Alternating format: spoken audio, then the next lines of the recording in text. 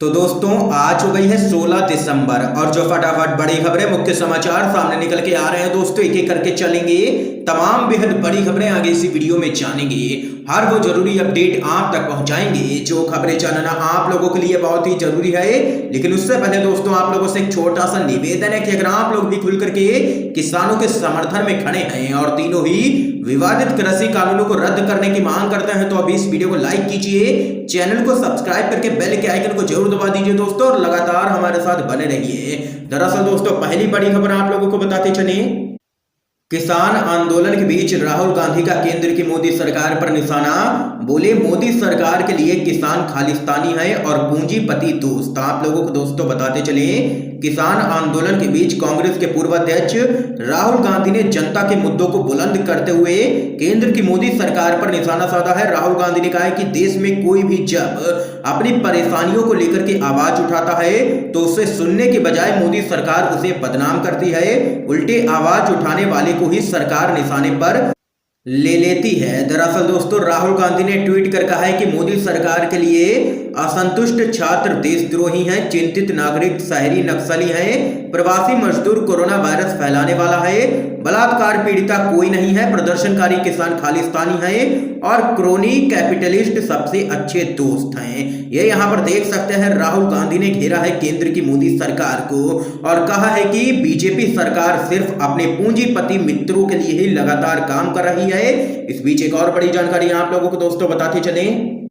दम है तो राष्ट्रगान बदल कर दिखाए बीजेपी, पीएम को लिखे सुब्रमण्यम स्वामी के खत पर ममता बनर्जी का खुला चैलेंज। आप लोगों को दोस्तों बताते चले, पश्चिम बंगाल की मुख्यमंत्री ममता बनर्जी ने भाजपा को खुली चुनौती देते हुए कहा है कि वो राष्ट्रगान बदल करके दिखाएं। उन्होंने भाजपा सांसद सुब्रमण्यम स्वामी के द्वारा प्रधानमंत्री नरेंद्र मोदी को लिखे पत्र के संदर्भ में ये बात कही है। उन्होंने एक सभा में कहा है कि पश्चिम बंगाल में शरणार्थियों की कॉलोनियों को मान्यता दी गई है। एनआरसी, एनपीआर या सीएए से डरने की बिल्कुल भी जरूरत नहीं है। उन्होंने भाजपा को निशाने पर लेते हुए कहा है कि भगवा दल ने समुदायों के बीच दंगों और नफरत का नया धर्म बनाया है। भाजपा कभी भी गोरखालैंड मुद्दे का कोई भी स्थायी समाधान नहीं खोज सकती है, केवल तृणमूल कांग्रेस ही ऐसा कर सकती है। तो वहीं आप लोगों को बताते चले, राष्ट्रगान बदलने को लेकर के भाजपा सांसद सुब्रमण्यम स्वामी के द्वारा हाल ही में प्रधानमंत्री को लिखे गए पत्र का जिक्र करते हुए पश्चिम बंगाल की सीएम ममता बनर्जी ने कहा है कि अगर इस तरह का दुस्साहस किया जाता है तो राज्य के लोग करारा जवाब देंगे बीजेपी को। उन्होंने कहा है कि वे हमारे देश का इतिहास बदलना चाहते हैं और अब राष्ट्रगान भी बदलना चाहते हैं बीजेपी वाले, लेकिन ऐसा होने नहीं दिया जाएगा। ये यहाँ पर देख सकते हैं ममता बनर्जी ने लिया है बीजेपी को निशाने पर। बड़ी साजिश सामने निकल के आई है बीजेपी की। इस बीच एक और बड़ी जानकारी आप लोगों को दोस्तों बताते चलें।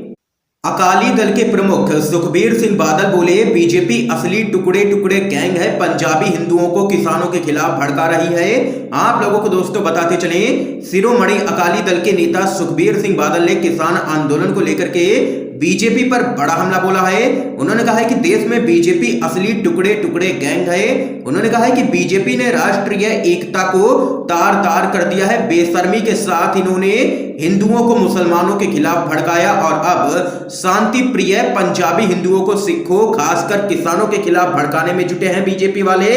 दरअसल दोस्तों आप लोगों को बताते चले, सुखबीर सिंह ने अपने ट्विटर अकाउंट पर एक वीडियो शेयर किया है जिसमें वो बीजेपी पर जबरदस्त तरीके से हमला बोलते हुए नजर आ रहे हैं। वीडियो के साथ ही उन्होंने यहाँ पर लिखा है कि देश में बीजेपी असली टुकड़े टुकड़े गैंग है। उसने राष्ट्रीय एकता को तार तार करके रख दिया है। बेशर्मी से मुसलमानों के खिलाफ हिंदुओं को भड़काया और अब पंजाबी हिंदुओं को सिखों खासकर किसानों के खिलाफ भड़काने में जुटी है बीजेपी। वो लोग देशभक्त पंजाबियों को सांप्रदायिकता की आग में झोंक रहे हैं। ये यहाँ पर देख सकते हैं कि सुखबीर सिंह बादल ने लिया है बीजेपी को निशाने पर और बताया है असली टुकड़े टुकड़े गैंग। क्या दोस्तों आप लोग इस बात से सहमत हैं या फिर नहीं? अपनी राय जरूर बता सकते हैं कमेंट बॉक्स में। इसके साथ ही दोस्तों एक और बड़ी अपडेट आप लोगों को बताते चलें। किसानों के समर्थन में बीजेपी दफ्तर के बाहर कांग्रेस का प्रदर्शन, बोले अन्नदाता पर अत्याचार बंद करो मोदी सरकार। आप लोगों को दोस्तों बताते चले, केंद्र की मोदी सरकार के द्वारा लाए गए तीनों ही विवादित कृषि कानूनों के विरोध में किसानों का आंदोलन लगातार जारी है और दिन पर दिन ये आंदोलन अब तेज होता जा रहा है। दिल्ली की सीमाओं पर डटे किसानों का प्रदर्शन जारी है। अब किसानों के समर्थन में कांग्रेस भी लगातार मोदी सरकार से सवाल कर रही है। अब कांग्रेस के कार्यकर्ताओं ने बीजेपी दफ्तर घेर लिया है। आप लोगों को बताते चले, कांग्रेसी कार्यकर्ताओं ने बीजेपी दफ्तर के बाहर जबरदस्त तरीके से प्रदर्शन किया और मोदी सरकार के विरोध में नारे लगाए। इस दौरान प्रदर्शन कर रहे कांग्रेस के कार्यकर्ताओं ने यह मांग की है कि सरकार तुरंत इस बिल को रद्द करे और किसानों की बात को सुने। इसके साथ ही अन्नदाताओं पर अत्याचार बंद करो मोदी सरकार की तख्ती को लेकर के विरोध भी यहां पर जताया है। देख सकते हैं कि कांग्रेसी कार्यकर्ताओं ने घेर लिया है बीजेपी का दफ्तर और जबरदस्त तरीके से किया है प्रदर्शन। इस बीच एक और बड़ी खबर दोस्तों आप लोगों को बताते चले, ये सरकार अंबानी और अडानी की सरकार है, इसके मंसूबों को हम कामयाब नहीं होने देंगे, ये यहाँ पर किसान संगठनों का कहना है। सिंधु बॉर्डर पर प्रेस कॉन्फ्रेंस में किसानों ने कहा है कि ये मोदी सरकार किसानों की बात नहीं करती है, बस घुमाती है। किसान बोले कि पुलिस फोर्स लगा करके तानाशाही कर रही है मोदी सरकार, हमारे लोगों को परेशान किया जा रहा है, ये सरकार अंबानी और अडानी की सरकार है, हम इसको अपने मंसूबों में कामयाब बिल्कुल भी नहीं होने देंगे। तो वहीं आप लोगों को दोस्तों बताते चले, अखिलेश यादव ने लिया है इस दौरान बीजेपी को निशाने पर।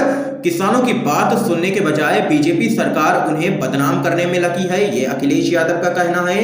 तो वहीं दोस्तों इस दौरान पी चिदम्बरम ने भी मोदी सरकार पर जोरदार हमला किया है और कहा है कि दिल्ली की कड़कड़ाती सर्दी में सड़क पर है किसान, आसमान से नीचे उतर किसानों के साथ समझौता करे सरकार। ये यहाँ पर दोस्तों बड़ी खबर सामने निकल के आई है। लगातार मोदी सरकार चौतरफा घिरती ही जा रही है। इस बीच एक और बड़ी जानकारी आप लोगों को दोस्तों बताते चले, कोरोना काल में 1000 करोड़ में नई संसद बन सकती है पर संसद सत्र नहीं हो सकता है। एक बार फिर से बीजेपी ने की है लोकतंत्र की हत्या। जी हां दोस्तों, विपक्ष की मांगों को दरकिनार करते हुए केंद्र की मोदी सरकार ने ऐलान कर दिया है कि इस बार संसद के शीतकालीन सत्र का आयोजन नहीं किया जाएगा। मोदी सरकार ने इसकी वजह कोविड-19 बताई है। सरकार का कहना है कि कोविड-19 के खतरे को देखते हुए शीतकालीन सत्र का आयोजन करना उचित नहीं होगा। दरअसल कांग्रेस के नेता अधीर रंजन चौधरी ने एक पत्र लिखकर के संसद के शीतकालीन सत्र के आयोजन की मांग की थी। उन्होंने पत्र में कहा था कि संसद में बड़े पैमाने पर हो रहे किसान विरोध प्रदर्शनों को लेकर विवादास्पद नए कृषि कानूनों पर चर्चा की जाए, लेकिन मोदी सरकार ने उनकी इस मांग को यहां पर खारिज कर दिया है।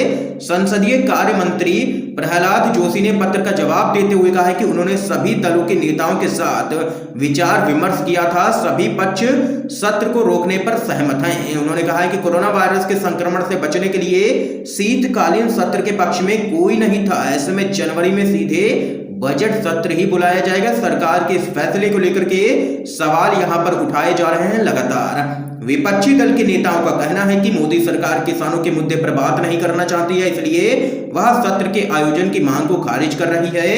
तो वहीं इस पूरे मामले में आप लोगों को बताते चले, तमाम लोगों ने यहां पर मोदी सरकार को निशाने पर लिया है। इसी कड़ी में पत्रकार विनोद कापड़ी ने इस फैसले को लेकर के मोदी सरकार को घेरा है। उन्होंने कहा है कि 1000 करोड़ में नई संसद बन सकती है पर संसद सत्र नहीं हो सकता है। पूरे तामझाम के साथ मंदिर शिलान्यास हो सकता है पर सत्र नहीं हो सकता है। हजारों की भीड़ के साथ दर्जनों रैलियां हो सकती हैं पर संसद सत्र नहीं हो सकता है।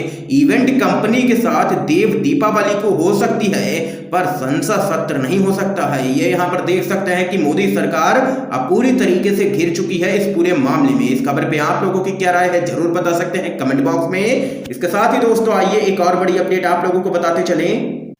किसान झूठे प्रचार और धमकियों से नहीं डरते हैं, अंग्रेजों ने भी किसानों की संपत्ति कुर्की करने की धमकी दी थी। ये यहाँ पर कहना है प्रियंका गांधी का। आप लोगों को दोस्तों बताते चलें, कांग्रेस महासचिव प्रियंका गांधी ने सरदार वल्लभ भाई पटेल की पुण्यतिथि के अवसर पर ट्वीट कर मोदी सरकार पर जोरदार हमला बोला है।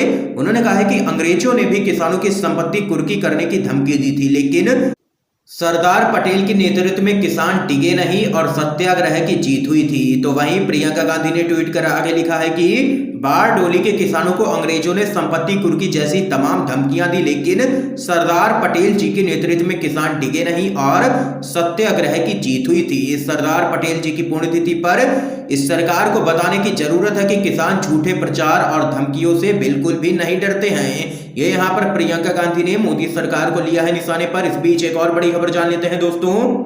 किसानों की समस्या का जल्द समाधान किया जाए, हर रोज हो रहा है 3,500 करोड़ का नुकसान, ये यहाँ पर कहना है एसोचैम का। आप लोगों को दोस्तों बताते चलें, पिछले कई दिनों से तीनों ही नए विवादित कृषि कानूनों को वापस लेने की मांग को लेकर के किसान सड़कों पर हैं, आंदोलन कर रहे हैं। सरकार और किसान नेताओं के बीच अभी तक इस विवाद का हल नहीं निकल सका है, जिसके चलते लगातार गतिरोध अभी तक बना हुआ है। इस बीच आप लोगों को दोस्तों बताते चले, भारतीय वाणिज्य एवं उद्योग मंडल यानी एसोचैम ने जल्द से जल्द किसानों के आंदोलन को यहां पर कहा है कि खत्म करवाया जाए और इसका समाधान निकाला जाए और किसानों की मांगों को माना जाए। एसोचैम की ओर से कहा गया है कि किसानों के प्रदर्शन की वजह से हर रोज 3,500 करोड़ का नुकसान यहां पर हो रहा है। ये यहां पर दोस्तों आज की तमाम बेहद बड़ी खबरें सामने निकल के आई हैं, जो आप लोगों ने जानी है UNVDB पर। वीडियो पसंद आए तो इस वीडियो को लाइक कीजिए, ज्यादा से ज्यादा शेयर कीजिए, ताकि आप सभी के दोस्त भी इन खबरों को जान सकें। वीडियो देखने के लिए दोस्तों आप